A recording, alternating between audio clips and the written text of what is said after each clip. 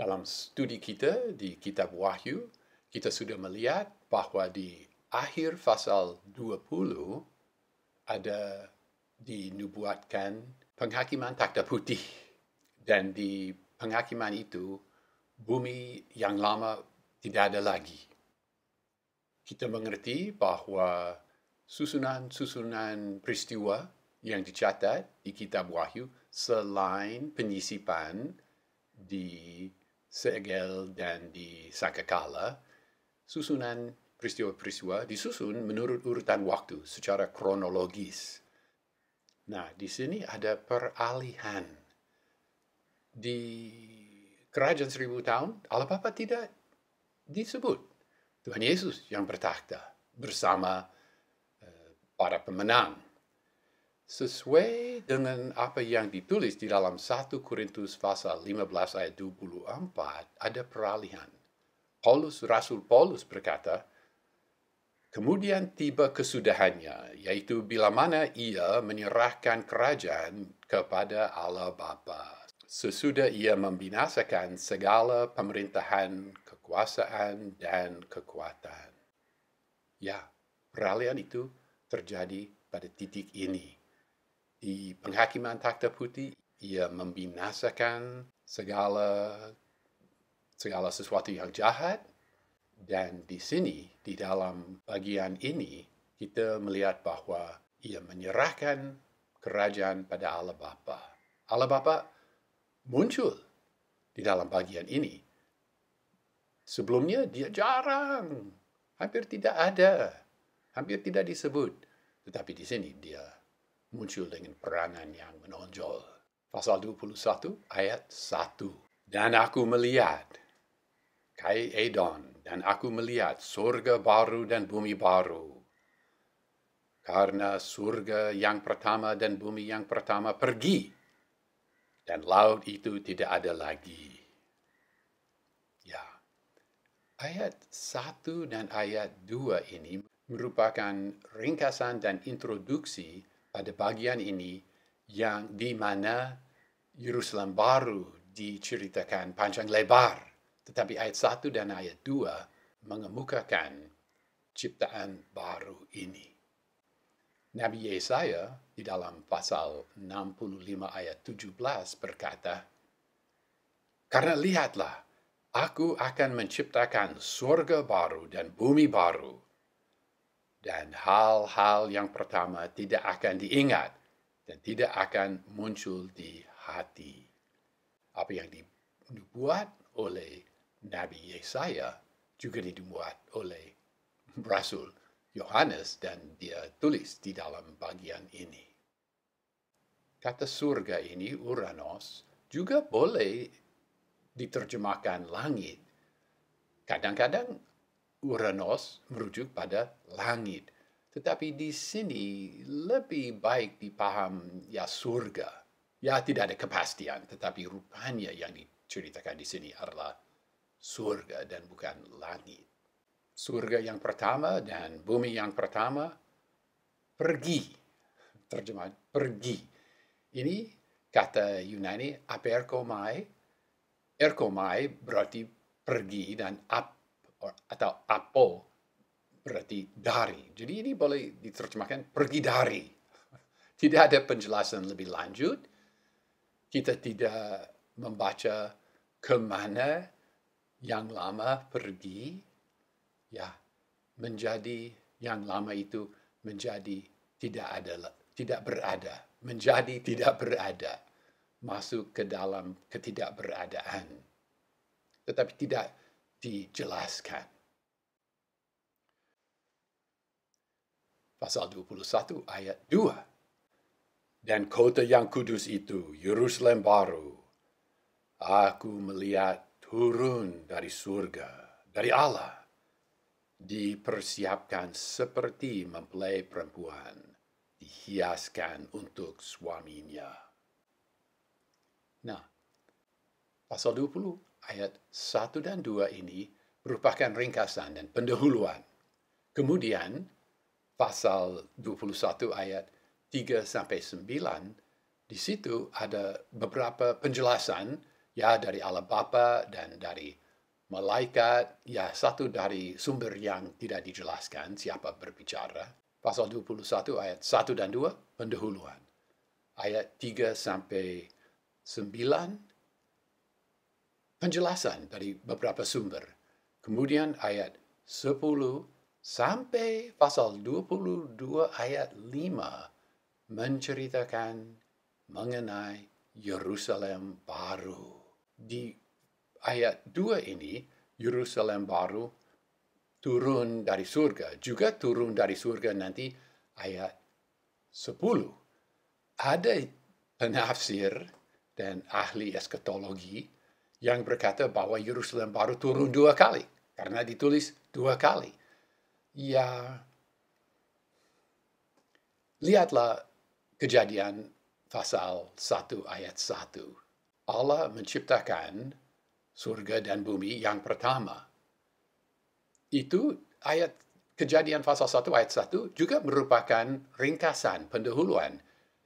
Kemudian sesudah itu dijelaskan panjang lebar mengenai ciptaan bumi.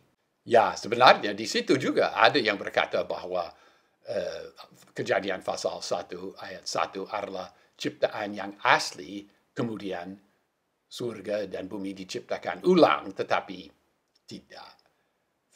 Kejadian pasal 1 ayat 1 merupakan ringkasan, kemudian selanjutnya ada uraian yang lebih merinci. Demikian juga dengan ciptaan baru ini, surga baru dan bumi baru. Ayat 1 dan 2 di pasal 21 ini ringkasan. Kemudian ada penjelasan, lalu mulai ayat 10, ciptaan dan keadaan Yerusalem baru diuraikan lebih panjang lebar daripada apa yang dijelaskan di dalam ayat 1 dan 2. Yerusalem baru tidak turun 2 kali. Kata yang dipakai mengenai turun itu kata baino. Ada yang berkata bahwa turun tetapi tidak sampai ke bumi baru, hanya melayang-layang atas bumi atau mengorbitkan bumi. Kata kerja, kata baino berarti turun sama seperti hujan turun. Tidak ada yang berkata bahwa hujan turun tetapi tidak sampai ke bumi. Demikian juga kita paham bahwa Yerusalem baru turun dan walaupun tidak dicatat, Yerusalem baru mendarat di bumi baru, tidak melayang-layang atas bumi baru. Dipersiapkan seperti mempelai perempuan dihiaskan untuk suaminya. Dipersiapkan seperti, ya, Yerusalem baru itu tidak merupakan mempelai, tetapi dipersiapkan seperti mempelai perempuan. Ungkapan mempelai perempuan itu aslinya numfei, ya mempelai perempuan.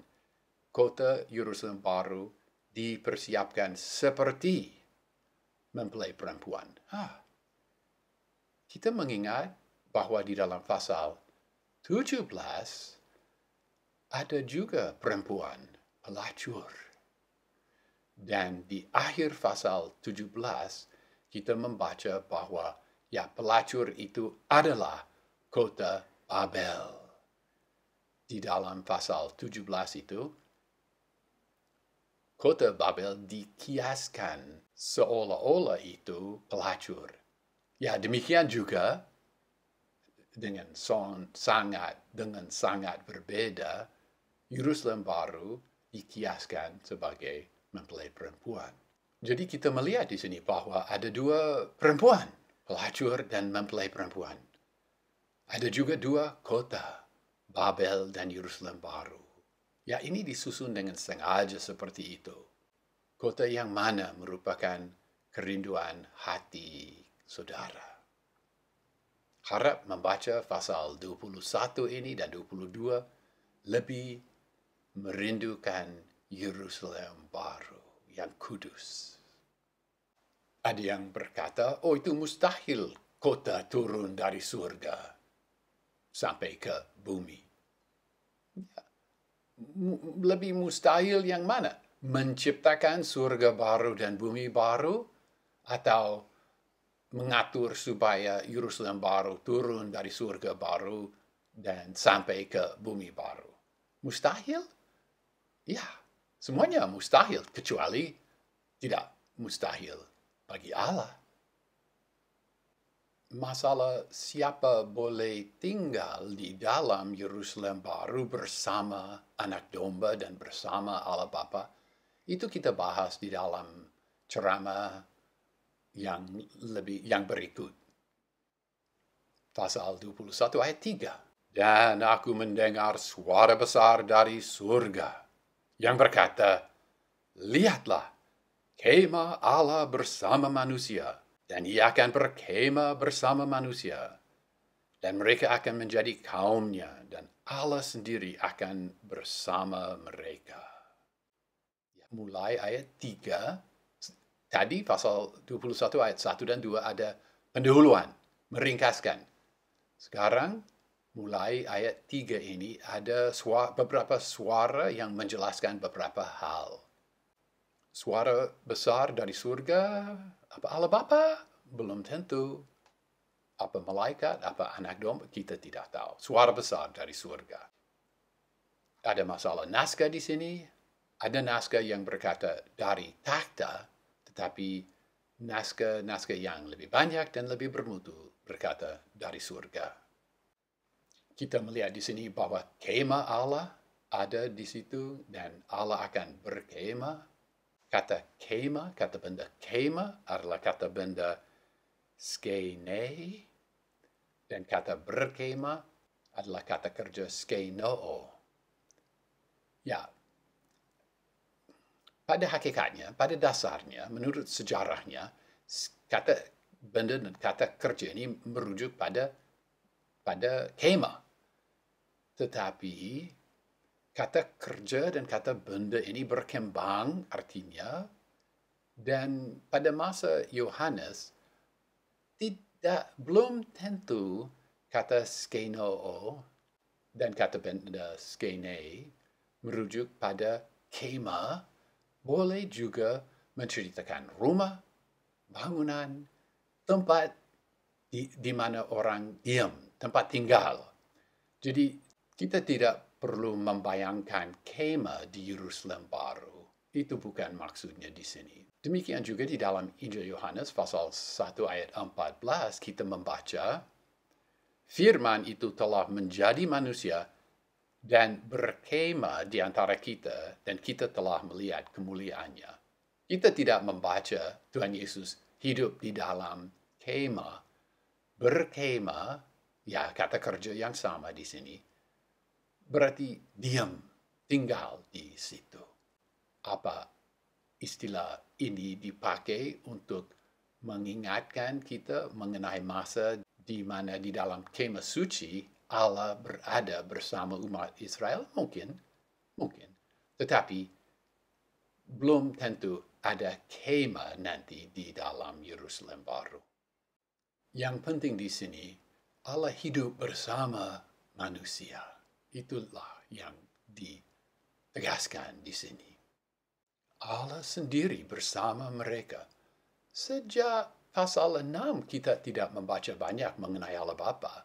Tetapi di sini, karena kerajaan sudah diserahkan kepadanya, di sini Allah Bapa mulai memiliki peranan yang menonjol.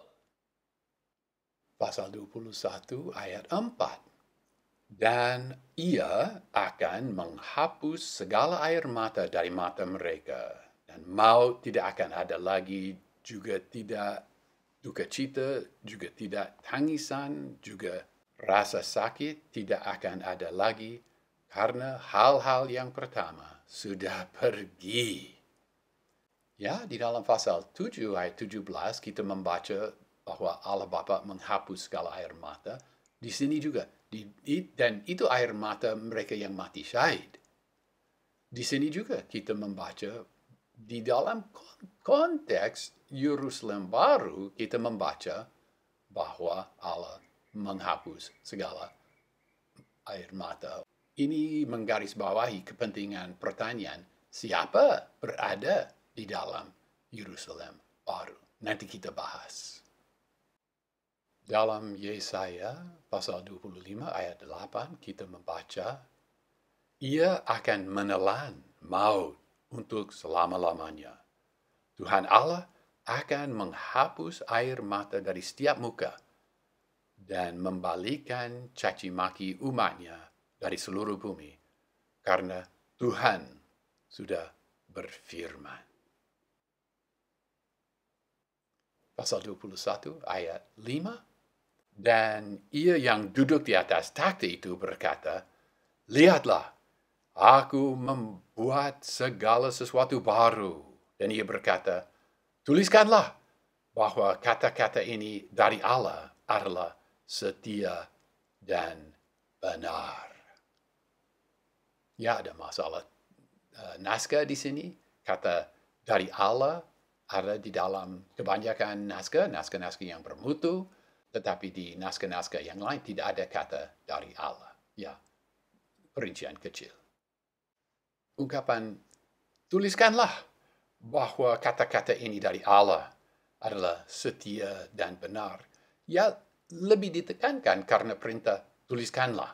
Ya, di sini juga kita melihat bahwa bukan pada minggu atau bulan kemudian Yohanes menulis. Dia menulis sambil mengalami penglihatan-penglihatan kitab Wahyu. Ya, perintah, tuliskanlah. Menegaskan apa yang dikatakan. Mengapa ungkapan kata-kata ini dari Allah adalah setia dan benar menerima tekanan seperti itu? Tidak ada kalimat-kalimat seperti ini di dalam kitab-kitab yang lain. Tetapi beberapa kali kita melihat suruhan seperti ini di kitab Wahyu. Mengapa? Ya, pertanyaan mengapa memang sulit dijawab. Tetapi kita coba, ini dugaan saya, bahwa kitab Wahyu kadang sulit diterima. Kadang hal-hal tertentu di dalam kitab Wahyu sulit bagi iman kita, sulit diimani. Ini seruan ini memaksa kita kembali pada keadaan kita masing-masing. Apakah aku menganggap kata-kata ini, ya kitab Wahyu lah, sebagai kata-kata dari Allah? Apakah aku menerima ini sebagai kebenaran dan firman Allah? Ini penting. Karena di dalam kesusahan kita dicobai. Jika ada iman bahwa kita harus setia sampai mati untuk menerima janji-janji itu, ya kita akan bertahan dan hidup bagi Kristus. Hidup sesuai dengan apa yang diperintahkan di dalam Wahyu pasal 2 dan pasal 3. Dan menghindari dosa-dosa yang diceritakan di dalam Wahyu pasal 2 dan Wahyu pasal 3. Percayalah.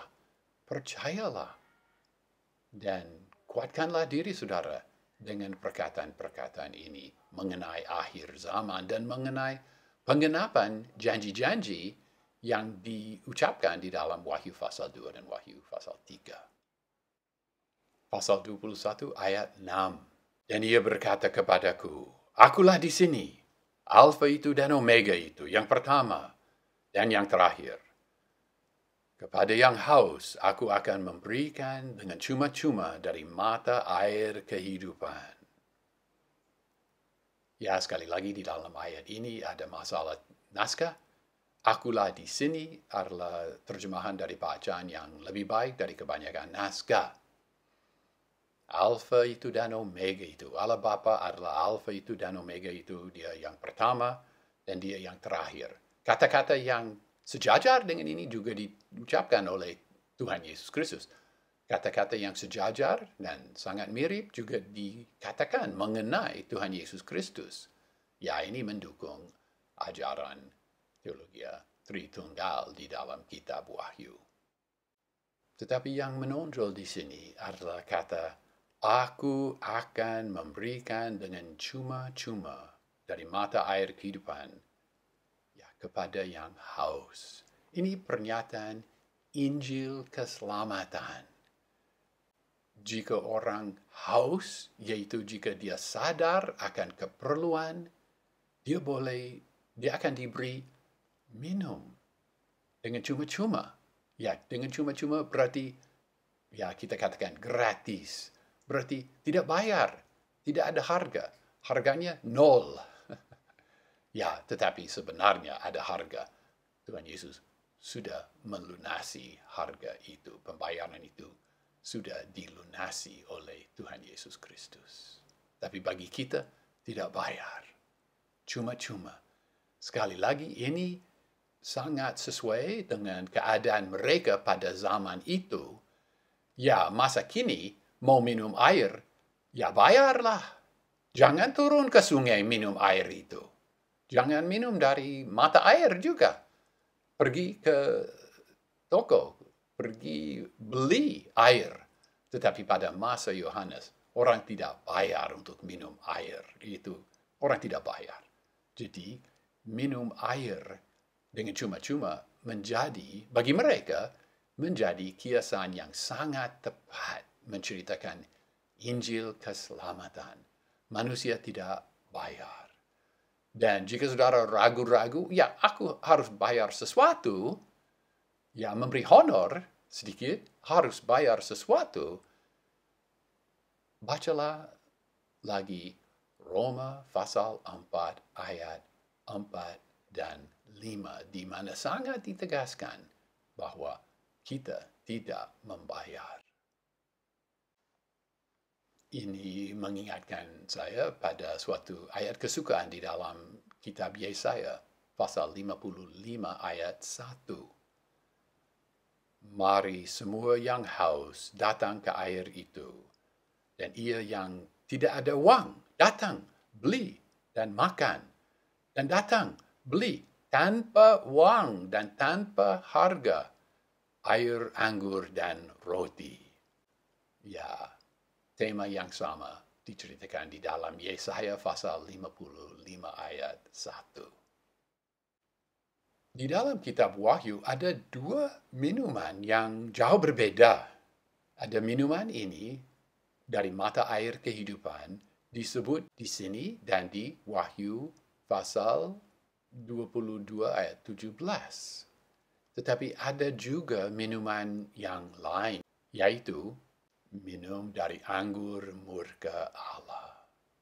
Disebut di dalam kitab Wahyu pasal 14 ayat 10 dan pasal 16 ayat 19. Tidak kebetulan dua minuman ini dicatat di kitab Wahyu. Setiap orang manusia akan minum dari yang satu atau harus minum dari yang kedua. Harus. Saya harap kita semua sudah minum dari mata air kehidupan, sehingga tidak mungkin nanti minum dari murka Allah.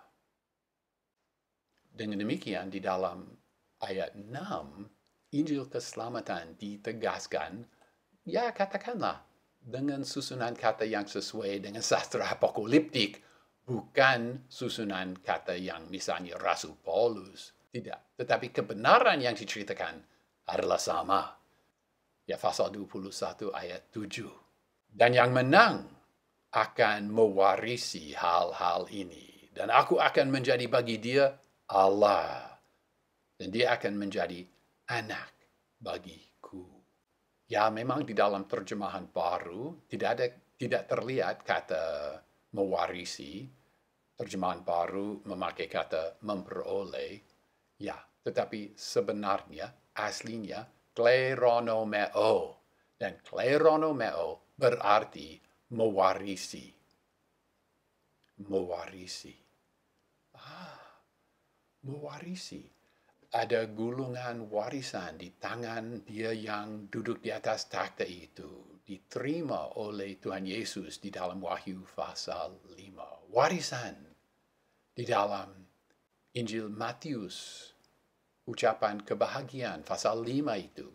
Di dalam aslinya kita juga membaca mengenai warisan di situ. Mereka yang baik mewarisi bumi. Mewarisi di sana dan di sini. Nanti yang mewarisi memiliki. Ya, ada yang sewa rumah, tidak mewarisi. Ada yang mewarisi rumah sehingga memiliki rumah itu. Demikian juga di sini. Dia yang menang akan mewarisi ini. Kleronomeo akan nanti memiliki karena mewarisi. Ini yang dikatakan di sini di dalam ayat 7. Dia yang menang, kita di sini melihat kata nikao yang 7 kali dipakai di dalam pasal 2 dan pasal 3. Kepada yang menang. Nikao di sini juga.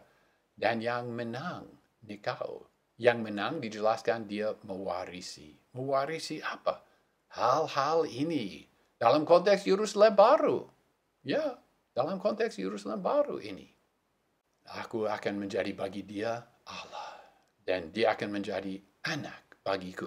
Nah, membaca ini dalam bahasa Indonesia, menjadi anak, kita berpikir bahwa, ya, menjadi anak Tuhan, selamat. Ya, tetapi di dalam bahasa Yunani ada 2 kata yang boleh dipakai, diterjemahkan anak. Ada teknon, apa itu teknon? Tunggalnya teknon, jamaknya tekna. Seorang teknon adalah anak yang, ya dia lahir menjadi anggota keluarga.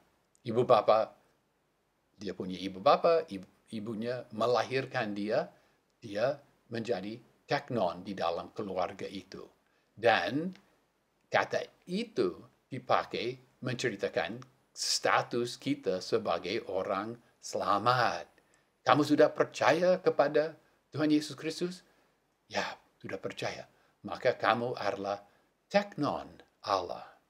Ya, anak Allah, tetapi ya teknon, lahir di dalam keluarga itu. Tetapi ini bukan kata teknon. Lain kata di sini. Ini kata huios. Kata huios boleh dipakai untuk menceritakan ya anak yang lahir di dalam keluarga itu, tetapi juga dipilih menjadi ahli waris. Istimewa anak yang dipilih menjadi huios adalah istimewa, dipilih menjadi ahli waris. Hanya di sini, dalam seluruh kitab yang ditulis oleh Rasul Yohanes, hanya di sini dia memakai kata huios merujuk pada orang percaya, bukan dengan arti harfiah, ya seorang huios berbicara ini, ya bukan itu, tetapi dengan arti rohani, huios Allah, hanya di sini, di dalam seluruh karangan Rasul Yohanes, dia memakai istilah ini untuk kita orang percaya, dan ini merujuk pada orang percaya yang menang menjadi ahli waris. Ini status istimewa di dalam keluarga Allah. Bagaimana memperoleh status istimewa ini?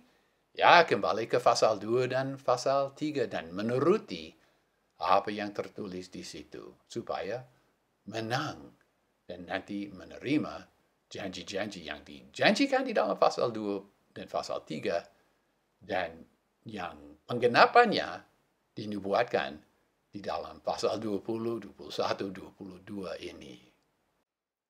Kita mengingat Wahyu pasal 2 ayat 26 dalam konteks ini. Ditulis di situ. Dan yang menang, yaitu yang menjaga perbuatan-perbuatanku sampai akhir, aku akan memberikan kepadanya kuasa atas bangsa-bangsa. Janji itu digenapi di dalam Wahyu pasal 21 ini. Yang menang, siapa itu yang menang? Yang menjaga perbuatan-perbuatan Tuhan Yesus Kristus. Orang yang taat akan diberi kuasa atas bangsa-bangsa selama kerajaan 1000 tahun, ya, tetapi juga di dalam Yerusalem baru, di bumi baru. Jadi di dalam ayat 6, Injil diceritakan. Jadilah teknon Allah, percayalah, terimalah Tuhan Yesus sebagai juru selamat. Tetapi di dalam ayat 7, kamu yang sudah percaya, apakah kamu menang? Apakah kamu menjaga perbuatan-perbuatan Tuhan Yesus Kristus sehingga menjadi ahli waris? Ya. Kemudian di dalam pasal 21 ayat 8 kita membaca, tetapi bagi orang-orang hina dan bagi orang-orang yang tidak percaya dan bagi orang-orang berdosa dan bagi orang-orang keji dan bagi pembunuh-pembunuh dan bagi orang-orang cabul dan bagi tukang-tukang sihir dan bagi penyembah-penyembah berhala dan bagi semua pendusta, bagian mereka adalah di dalam danau yang membakar dengan api dan belerang, yang adalah kematian yang kedua itu. Ya, di dalam ayat 8 ini, ada satu kemungkinan lagi untuk manusia. Inilah jelas orang yang tidak percaya, dan nanti keadaan mereka adalah di dalam danau api. Mereka orang yang tidak percaya. Jadi 3 status di dalam tiga ayat berturut-turut ini, 6, 7, dan 8, ada 3 status bagi manusia diceritakan. Status yang pertama, ya minum dari air kehidupan, menjadi orang selamat, masuk ke dalam kerajaan surga. Kemudian di dalam ayat 7, sebagian dari orang yang percaya itu ayat 6, sebagian di dalam ayat 7 juga menjadi orang menang. Ya, tidak semua orang percaya menjadi orang menang. Mereka di Laodikia, kecuali bertobat, tidak menjadi orang yang menang. Tetapi di dalam ayat 7 ada janji istimewa bagi mereka yang percaya dan menuruti kehendak Allah, menang.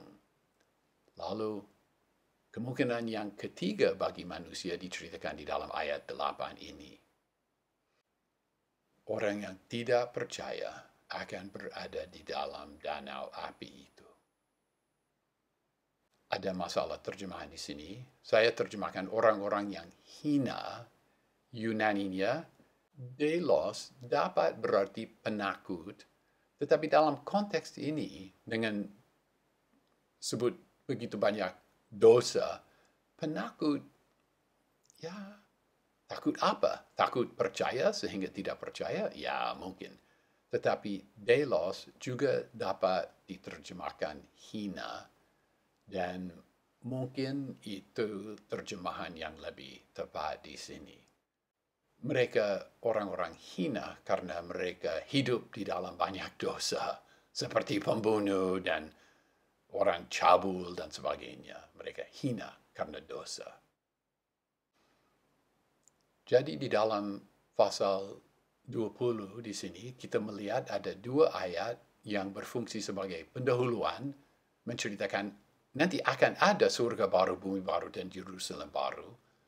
Ya, kemudian di dalam ayat 3-8 ada beberapa penjelasan. Dan nanti kita akan membaca mulai ayat 9, perincian-perincian, ulasan yang lebih panjang, lebih merinci mengenai Yerusalem baru. Tetapi sebelum kita melangkah ke situ, kita perlu membahas masalah siapa boleh tinggal di dalam Yerusalem.